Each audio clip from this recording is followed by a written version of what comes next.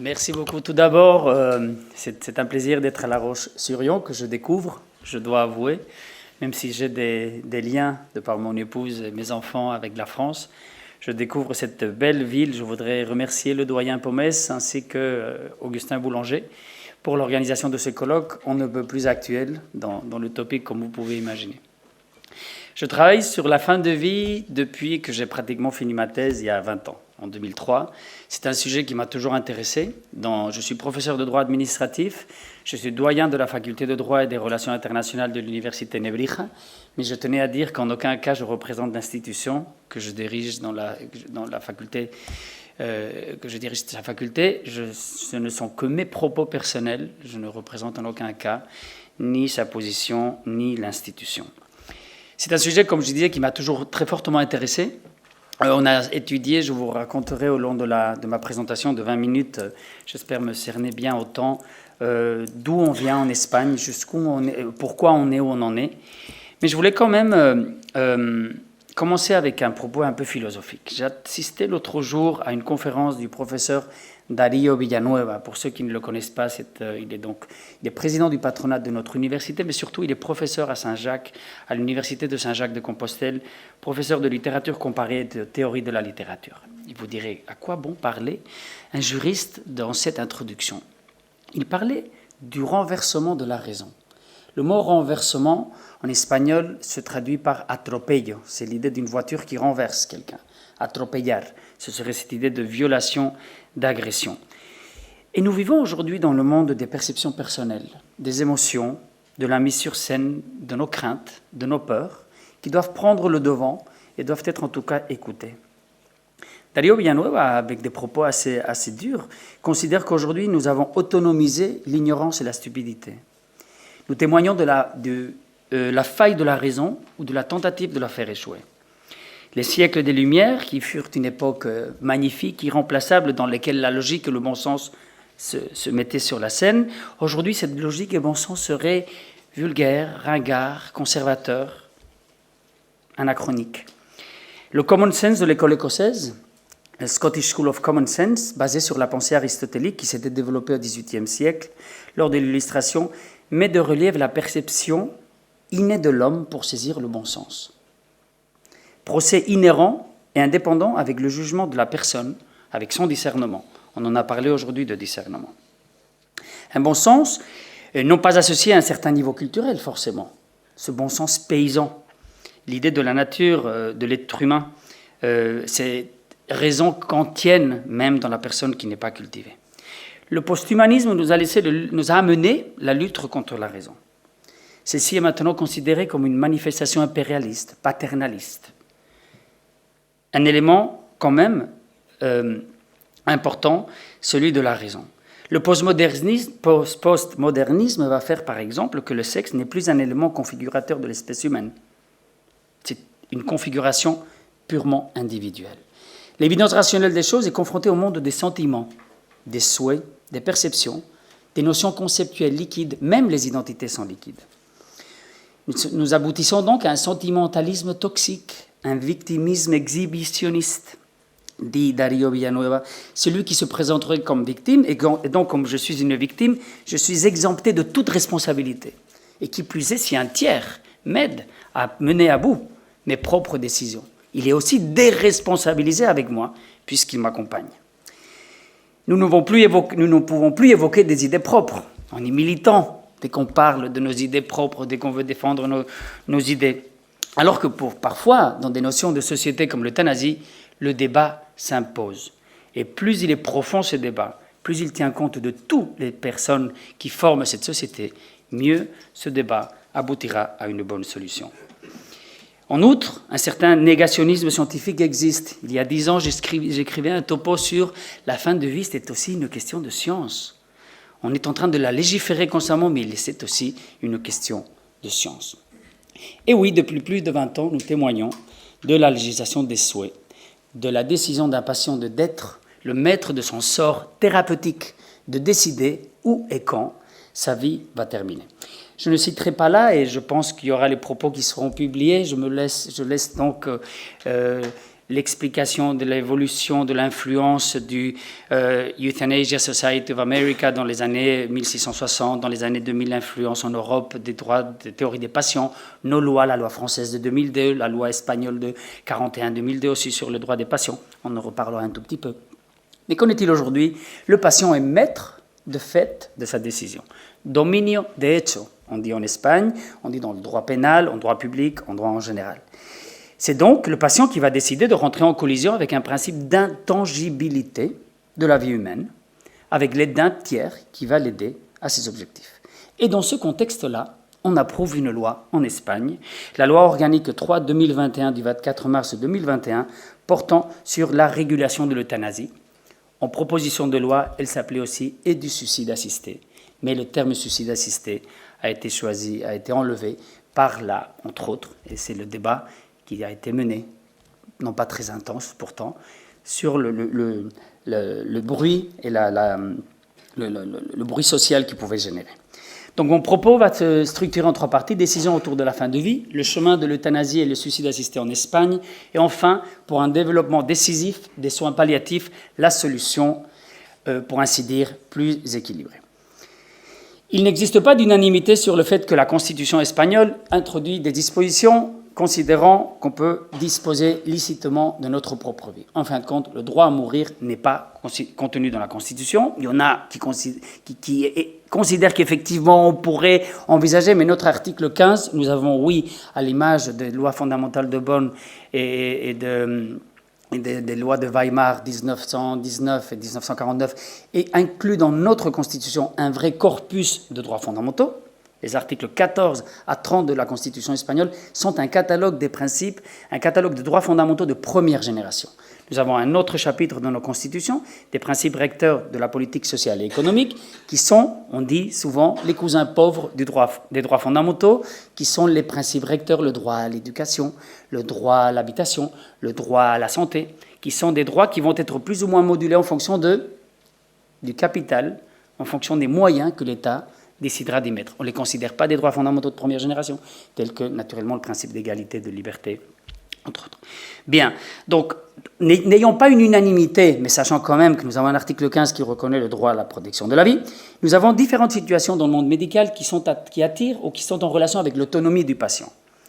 Le suicide assisté, on en a parlé, l'euthanasie, la grève de faim, c'est la même situation. Il existe une autonomie du patient qui décide d'arrêter son alimentation, le retrait de traitement, également. Les soins palliatifs seraient aussi une décision par laquelle l'autonomie du patient permettrait donc de s'acheminer vers ses soins. L'obstination déraisonnable aussi, mais hélas, oui, en Espagne, elle est illégale. Elle serait contraire à la lex artis ad hoc. Lex artis ad hoc, l'équivalence, en France, une distinction a été faite par la Cour de cassation, les données acquises de la science et les données actuelles de la science. Les données acquises, donc celles qui sont consolidées, l'obstination déraisonnable est contraire aux données acquises de la science. C'est un comportement qui ne veut en aucun cas être demandé par un patient. Mais tous ces cas de figure dont on a parlé, ils ont tous en commun l'autonomie du patient. Il existe en Espagne aussi le refus de soins par le patient. C'est accepté en droit espagnol, c'est protégé pénalement. Donc un médecin ne peut pas obliger un tiers à faire quelque chose qu'il ne veut pas faire, c'est-à-dire à se soumettre à des traitements que lui ne veut pas se soumettre. C'est ainsi envisagé, protégé pénalement par l'article 172 du Code pénal. Nous avons une exception qui a fait quand même un peu de bruit lors des vaccinations obligatoires en matière de Covid, les prestations forcées de soins, qui sont réglementées par l'article 2 des mesures spéciales de santé publique de 1986 et qui peuvent effectivement, dans certains cas, obliger, même s'il existe un refus de soins, qu'un patient se soumette à un certain traitement. Où est le problème lorsque le patient n'a pas refusé ses soins? C'est là, on en a parlé aujourd'hui, je ne m'étalerai pas sur des questions qui sont quand même assez semblables à d'autres pays que nous avons vus, la vraie volonté du patient. Qu'est-ce qu'il en est? Nous n'avons pas une personne de confiance, ça aurait été bien pourtant qu'on l'ait introduite, comme la loi Leonetti le faisait, pour garantir. Nous avons pourtant, et aussi dans ces 20 ans, on les avait étudiés, puisque en 2002, l'article 11 de la loi 41-2002 de l'autonomie des patients en Espagne introduit les instructions préalables, les directives anticipées. Et dans nos directives anticipées, on pouvait déjà laisser voir ce qu'on voulait qu'on fasse lorsqu'on serait plus conscient. ce consentement prospectif, puisque je le prête lorsque je suis conscient, mais pour le moment où je ne serai plus conscient. Cette prospectivité du consentement qui se trouve dans une instruction préalable. Hélas, notre loi de 2021 ne les développe pas suffisamment. C'est là le corps qui met au centre le patient sur son sort thérapeutique. Mais oui, la situation est délicate quand on ne sait pas ce que le patient veut. Et c'est de cette manière que, par exemple, le juge du pénal à Burgos, donc une province de la communauté autonome de Castille et Léon, en 2019, a condamné un médecin qui avait soumis un patient à une sédation profonde terminale, alors qu'il ne se trouvait pas en situation de maladie terminale. Il avait donné son consentement pour l'entrée à l'hôpital, mais il n'avait pas donné son consentement. Il n'avait pas été renouvelé. Il avait donné pour l'entrée dans les soins palliatifs, mais pas en matière de sédation terminale. La famille s'est portée contre le médecin et effectivement, il a eu gain de cause. Un cadre clinique non terminal avait été transformé en un cadre clinique terminal, sans écouter la volonté du patient. Judiciarisation de la fin de vie.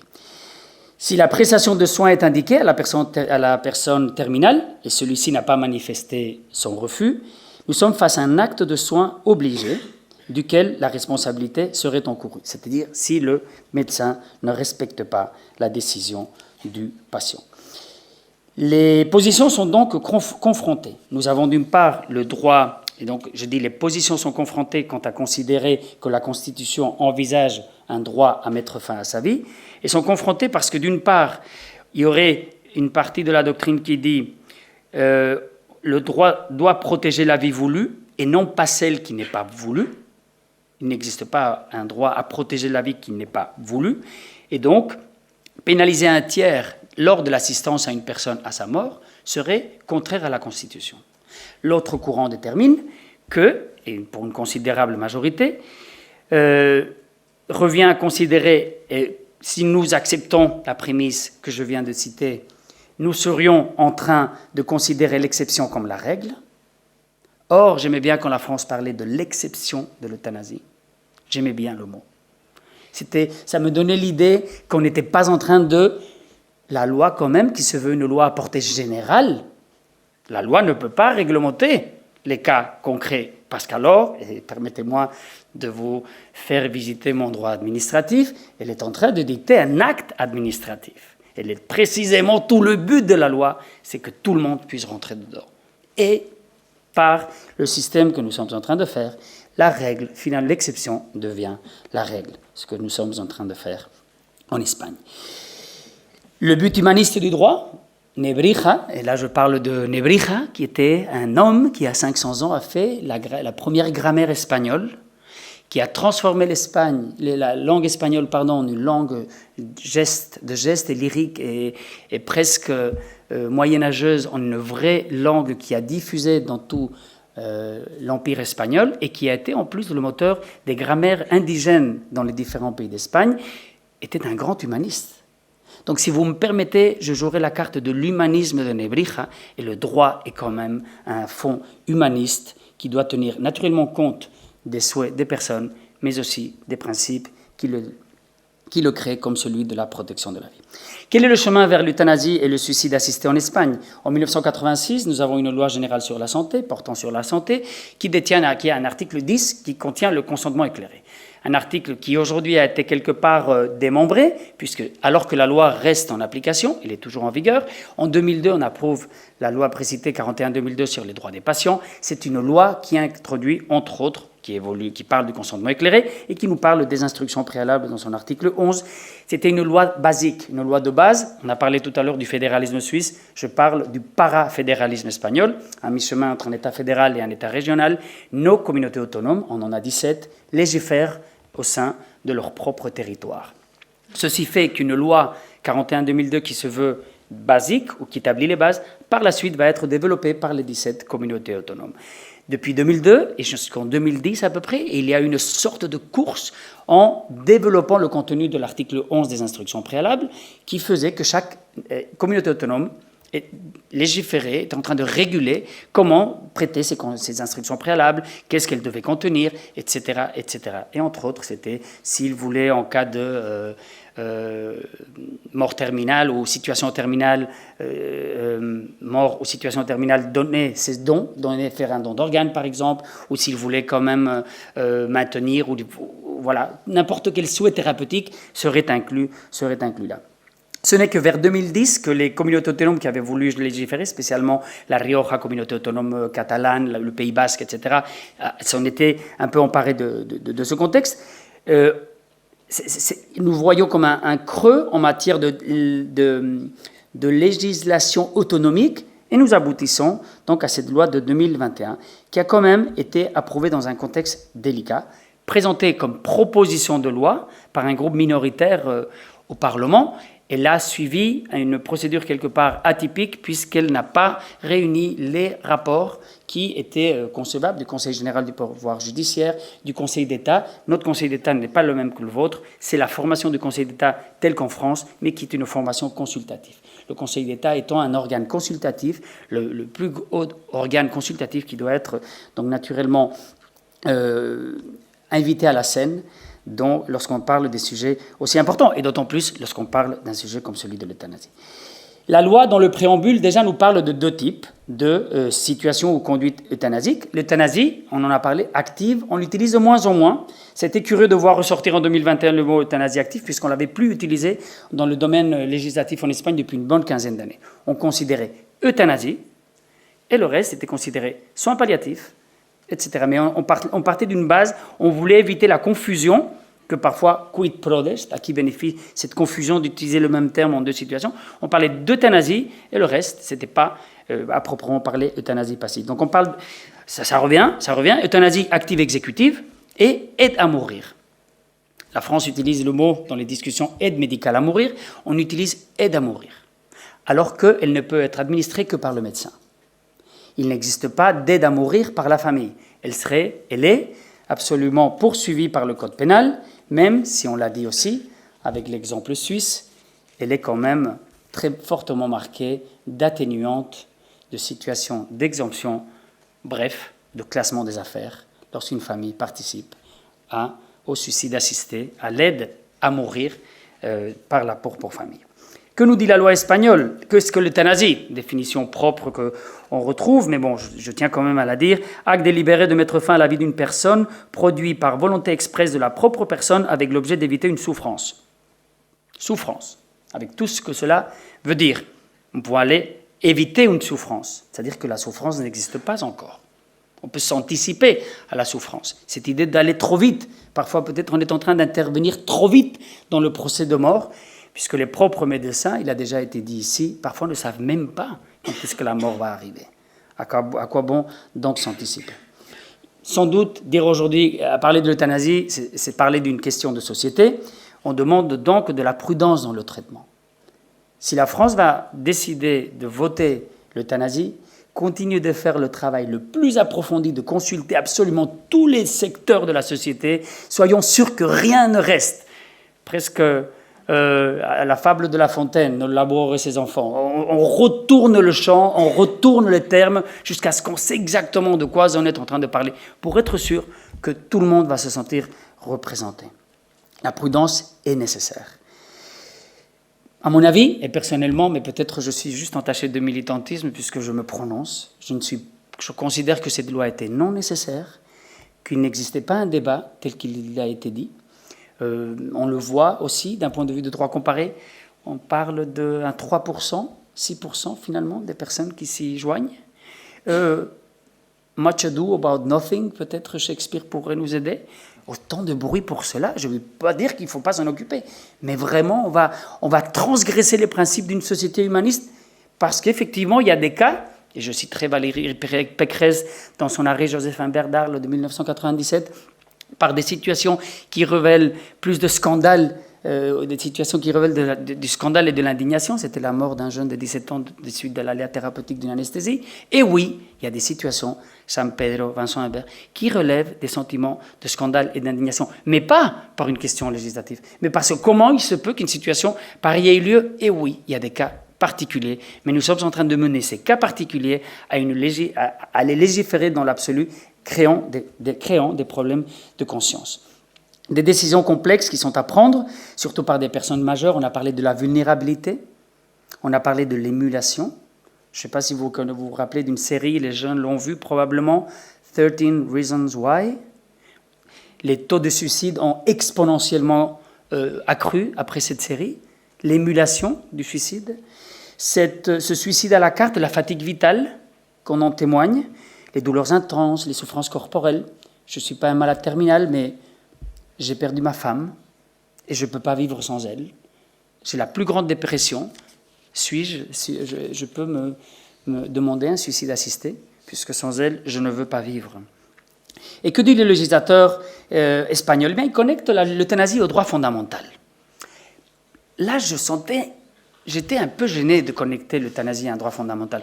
De la même manière que je me sens gêné quand un droit soulève autant de crispations dans la société et on le considère un droit fondamental. Parce que personne n'a de discussion à propos du principe d'égalité, du principe de liberté, du droit au vote. Personne ne dirait. Je crois qu'il pourrait y avoir un consensus, presque un 99,9% de la société qui en est d'accord. Mais est-ce qu'on peut dire qu'il existe un consensus sur ce sujet? Peut-on donc parler sur quelque chose, sur un droit ou sur une situation où il n'existe pas de consensus, que c'est un droit fondamental, ontologique, appartenant à l'être humain? C'est quand même vouloir lui faire trop dire. Mais donc notre préambule dit « L'euthanasie connecte avec un droit fondamental » et je cite « La légalisation de l'euthanasie s'affirme sur des principes essentiels ayant leur base sur les droits des personnes recueillis dans la Constitution, droit fondamental à la vie et à l'intégrité physique et morale, et de l'autre, des biens constitutionnellement reconnus, tels que la dignité, la liberté et l'autonomie de la volonté. » Eh bien non, vous savez, je ne considère pas la dignité un bien constitutionnel. C'est le fondement de tous les droits fondamentaux. C'est la base ontologique de l'existence d'un droit fondamental, la dignité humaine. Ce n'est même pas un bien constitutionnel protégé, c'est encore beaucoup plus que ça. Donc vous me permettrez de garantir cette dignité. Et oui, il faut mourir dignement, on l'a beaucoup dit dans ces années, il faut vivre dignement. Surtout, il faut garantir que l'État va nous permettre de vivre dignement. Il me manque dans cette loi, qu'on n'en parle même pas de l'article 43 de la Constitution, le droit à la protection de la santé. On ne parle pas. Absence d'une rigueur. À cette rigueur dont je parle, de comparer le droit fondamental, on permet la création d'un droit d'engager un tiers dans sa propre mort, alors que d'un point de vue pénal, je ne suis pas pénaliste, mais j'ai le principe de libre disponibilité sur moi-même, mais sur moi-même. Dès que je fais intervenir un tiers, ce principe de disponibilité se maintient. Puis-je considérer qu'effectivement, il est gardé? Naturellement, le suicide n'est pas condamnable. Mais donc le suicide assisté, c'est une sorte de décision par procuration qui est prise par un tiers. Ce principe d'indisponibilité de la vie se représente. Il n'existe aucun fondement aussi historique. Parfois, l'histoire aide. On peut se remonter. L'arrêt Roe versus Wade de 1973, qui a été retourné par la Cour constitutionnelle américaine, par la Cour suprême américaine, je vous conseille de le lire, un peu long mais très intéressant, a fait une étude de 800 ans de prononcement autour du début de la vie dans l'Empire britannique. Rien ne laissait envisager qu'on pouvait garantir l'existence d'un droit à l'avortement en 800 ans de législation britannique. Permettez-moi cette petite incursion, fin de vie, début de la vie, et combien parfois l'historique nous permet effectivement de savoir que nous avons eu des sociétés et des communautés qui ont voulu et qui veulent éviter la souffrance. Bien sûr, on est tous d'accord sur ça, mais de là à faire une participation active, il y a quand même beaucoup. La loi dit peu sur les soins palliatifs, et j'en viendrai je vais faire 5 minutes et je termine. La législation donc espagnole exclut le suicide assisté familial, il introduit pas mal pourtant d'atténuantes, accepte le suicide assisté de l'aide médicale à mourir, légifère l'euthanasie sans tenir compte de l'exceptionnalité. Quelles sont les conditions pour pouvoir demander l'euthanasie? Décision autonome, s'assurer qu'il existe un soutien psychologique et médical, nationalité espagnole ou résidence pour éviter le tourisme euthanasique. Il faut être majeur, capable pour agir, faire une demande à 2 reprises par un intervalle de 15 jours. Et alors qu'on voit que la loi, effectivement, est quelque part rassurée, établit des principes, une procédure de garantie fort dans les différents pas qui doivent être faits, à la fin, bon, mais si le médecin considère que ces 15 jours ne sont pas nécessaires, c'est pas nécessaire. Donc, on sent tout d'un coup que le relativisme, on vient, au moins c'est garanti, mais finalement, bon, si le médecin considère que la situation inéluctable vient trop vite, les 15 jours finalement, ils peuvent être raccourcis, mais il ne dit pas de combien, donc on estime qu'ils ne peuvent ne pas exister. À mon avis, une loi absente de qualité, et elle parle de mort naturelle, on inscrit sur le certificat de décès que c'est une mort naturelle alors que c'était une mort euthanasique, par exemple, procédure législative impropre, il n'y a pas eu de rapport, dans une question de société aussi importante, il n'y a pas eu de rapport du Conseil d'État, comme je le disais, le comité de bioéthique d'Espagne a dit, et je cite, « Il y a de fortes raisons pour refuser la transformation de l'euthanasie et l'assistance au suicide en un droit subjectif garanti par une prestation publique, et ce pour des raisons d'éthique de la vie, dignité et autonomie. » La légalisation de l'euthanasie et du suicide assisté suppose ouvrir une voie de minus-valorisation de la vie avec des frontières difficiles à prévoir. Effectivement, on ne sait pas ce qui peut passer. Et donc, en conclusion, je suis pour un développement décisif, et c'est pour ça que j'ai voulu bien inclure le terme décisif, en matière de ressources humaines, en matière de dotation budgétaire, en matière de développement dans tout et chacun, dans tous les hôpitaux du réseau du système national de santé en Espagne. Et je suis sûr et persuadé qu'un pays qui le développe sincèrement, décisivement, n'aura pas à se prononcer sur les questions d'euthanasie. Nous avons en Espagne une forte base dans nos différentes législations, références terminales à la maladie, dans nos articles du Code pénal, à la maladie terminale, dans les recommandations dans nos systèmes de loi. On peut effectivement inclure dans notre système un développement des soins palliatifs. Beaucoup a été dit. Mon propos, vous pourrez le lire, mais voilà ce que je voulais partager avec vous. Merci beaucoup.